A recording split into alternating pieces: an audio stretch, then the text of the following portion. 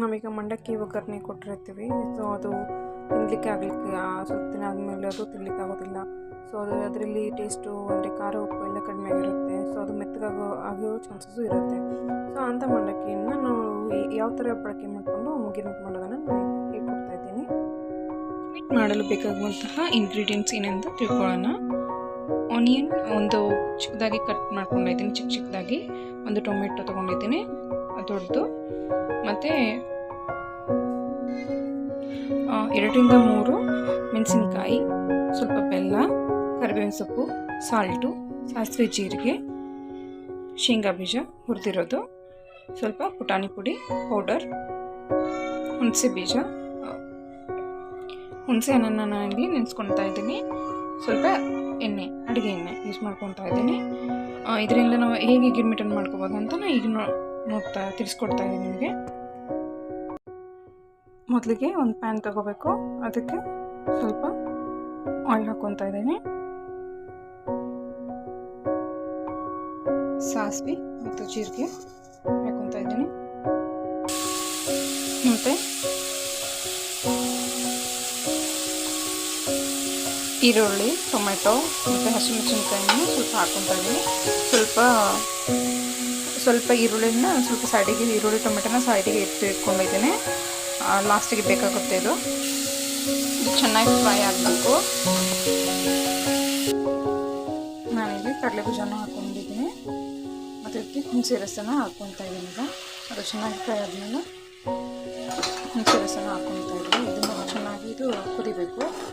ಇದು ಅಂದರೆ ಯಾವ ಕನ್ಸಿಸ್ಟೆನ್ಸಿವರೆಗೂ ಅಂತಂದರೆ ಇದು ಚೆನ್ನಾಗಿ ಕುದ್ದು ಸೈಡಿಗೆಲ್ಲನೂ ಆಯಿಲ್ ಬಿಡುತ್ತೆ, ಅಲ್ಲಿವರೆಗೂ ಇದನ್ನು ಕುದಿಸ್ಕೋಬೇಕು. ಇದಕ್ಕೆ ಸ್ವಲ್ಪ ಬೆಲ್ಲನ ಆ್ಯಡ್ ಮಾಡ್ತಾ ಇದ್ದೀನಿ. ಇದಕ್ಕೆ ಸ್ವಲ್ಪ ಅರಿಶಿನ ಹಾಕ್ಕೊತಾ ಇದ್ದೀನಿ. ಇದು ಚೆನ್ನಾಗಿ ಫ್ರೈ ಆಗಬೇಕು. ಎಲ್ಲನೂ ಈ ಥರ ಥಿಕ್ ಕನ್ಸಿಸ್ಟೆನ್ಸಿ ಬರುತ್ತೆ. ಇದು ಅಷ್ಟು ಸಾಲ್ಟ್ ಹಾಕ್ತಾ ಇದ್ದೀನಿ.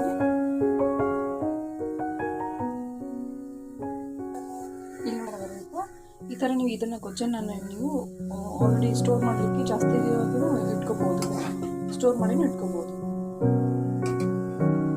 ಈಗ ಗ್ಯಾಸ್ ಆಫ್ ಮಾಡ್ತಾ ಇದ್ದೀನಿ. ಇದು ಸ್ವಲ್ಪ ಆರ್ಲಿಕ್ಕೆ ಬಿಡಬೇಕು. ಇದನ್ನು ಈಗ ಇದು ಆರಿದ ಮೇಲೆ ಈ ಥರ ಕನ್ಸಿಸ್ಟೆನ್ಸಿ ಬಂದಿರುತ್ತೆ. ಇದಕ್ಕೆ ನಾನು ಮಂಡಕ್ಕಿನ ಹಾಕ್ಕೊತಾ ಇದ್ದೀನಿ.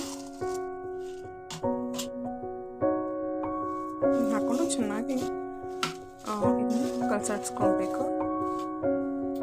ಇದಕ್ಕೆ ನಾನಾಗಲೇ ಇದು ಸ್ವಲ್ಪ ಹೆಚ್ಚಿದ್ದಂತಹ ಈರುಳ್ಳಿ ಮತ್ತು ಟೊಮೆಟೊನ ಎಣ್ಣೆ ಇಟ್ಕೊಂಡಿದ್ದೀನಲ್ಲ, ಅದನ್ನು ಇದಕ್ಕೆ ಆ್ಯಡ್ ಮಾಡ್ಕೊತಾ ಇದ್ದೀನಿ. ಇನ್ನು ಚೆನ್ನಾಗಿ ಮಿಕ್ಸ್ ಮಾಡ್ಕೋಬೇಕು. ಇದಕ್ಕೆ ಸ್ವಲ್ಪ ಪುಟಾಣಿ ಪೌಡ್ರ್ ಹಾಕ್ಕೋಬೇಕು. ಪುಟಾಣಿ ಪೌಡ್ರನ್ನ ಆ್ಯಡ್ ಮಾಡ್ಕೊತೀನಿ. ಇದಕ್ಕೆ ಪುಟಾಣಿ ಪೌಡ್ರ್ ಹಾಕ್ಕೊಂಡಿದ್ದೀನಿ. ಇದನ್ನು ಚೆನ್ನಾಗಿ ಮಿಕ್ಸಪ್ ಮಾಡ್ಕೋಬೇಕು. ಸೊ ಇದಕ್ಕೆ ಬೇಕಾದರೆ ನಾವು ಇದಕ್ಕೆ ಕೊತ್ತಂಬರಿನೂ ಹಾಕೋಬೋದು. ಆಮೇಲೆ ಸ್ವಲ್ಪ ಅಂದರೆ ಬೇಕ್ರಿಯಿಂದ ಸ್ವಲ್ಪ ಮಿಕ್ಸರ್ ಇರುತ್ತಲ್ಲ ಅದನ್ನು ಹಾಕೊಬೋದು, ತುಂಬ ಚೆನ್ನಾಗಿರುತ್ತೆ. ಈಗ ರುಚಿಯಾದ ಗಿರ್ಮಿಟ್ಟು ರೆಡಿಯಾಗಿದೆ. ಇದು ಚೆನ್ನಾಗಿರುತ್ತೆ. ಅದಕ್ಕೆ ಕೊತ್ತಂಬರಿ ಹಾಕ್ಕೊಂಡ್ರೆ ಇನ್ನೂ ಡೆಲಿಷಿಯಸ್ ಆಗಿರುತ್ತೆ. ಈಗ ಇಷ್ಟನ್ನು ಮಾಡ್ಕೊಬೋದು. ನಮ್ಮ ಹತ್ರ ಕೊತ್ತಂಬರಿ ಇರಲಿಲ್ಲ ಅಂದ್ರೂ ಚೆನ್ನಾಗಿರುತ್ತೆ.